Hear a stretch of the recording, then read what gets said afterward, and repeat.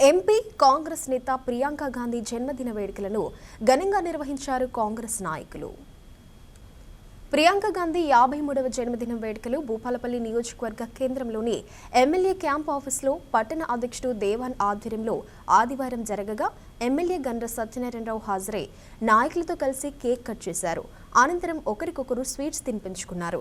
ఈ సందర్భంగా ఎమ్మెల్యే మాట్లాడుతూ దేశం కోసం ప్రాణాలు అర్పించిన గాంధీ కుటుంబానికి చెందిన నేత ప్రియాంక గాంధీ ఇలాంటి జన్మదిన వేడుకలు మరెన్నో జరుపుకోవాలని ఆకాంక్షించారు. శ్రీమతి ప్రియాంక గాంధీ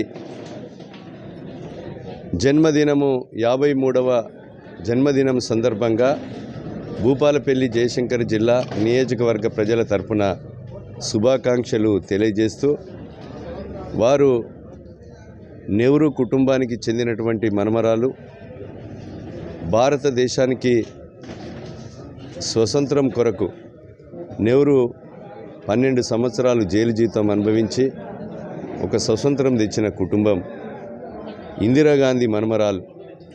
ఆమెను చూస్తే ఇందిరాగాంధీ పోలికతో కూడినటువంటి వ్యక్తి చిరునవ్వుతో ఈ దేశానికి ఇందిరాగాంధీ, రాజీవ్ గాంధీ ప్రాణత్యాగాలు చేసినటువంటి వ్యక్తులుగా, రాజీవ్ గాంధీ కుమార్తెగా, రాహుల్ గాంధీ సోదరిగా ఈరోజు మరి దేశం కొరకు ప్రాణత్యాగాలు చేసినటువంటి ఒక కుటుంబంగా రాబోయేటువంటి రోజుల్లో ఈ దేశానికి వారి సేవలు ఎంతో ఉపయోగపడే విధంగా ఉండాలని, వారి యొక్క